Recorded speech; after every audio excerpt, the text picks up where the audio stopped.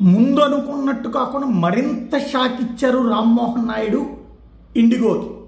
IndiGo over action దెబ్బ వాస్తవంగా రామ్మోహన్ నాయుడు ప్రతిష్టని దెబ్బతీసింది.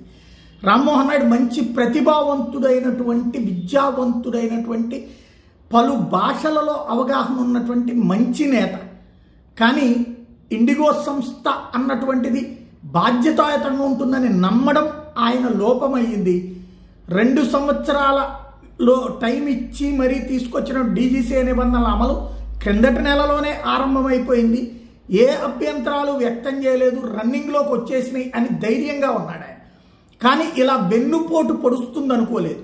వెన్నుపోటు పొడిచింది రామ్మోహన్ నాయుడికి ఇండిగో. ఇండిగో ఇచ్చి మాట తప్పింది. పర్టికులర్గా అలాంటి ఇండిగోకి షాక్ ఇచ్చారు ఇప్పుడు రామ్మోహన్ నాయుడు. రామ్మోహన్ నాయుడు నేతృత్వంలోని పౌర విమానయాన శాఖ ఇంత కొద్దిసేపటి క్రితం మనం అనుకున్నాం 5% విమాన సర్వీసుల్ని క్యాన్సిల్ చేసిందని, దాదాపు 100 సర్వీసులకి. అది ఈ పీక్ టైమింగ్స్లో ఉన్నటువంటి మార్చి వేరే వాళ్ళకి ఇస్తున్నాం, ఆ లెక్క చెప్పమంది ఇంకొక 24 గంటలని. కానీ అది 10% చేశారు.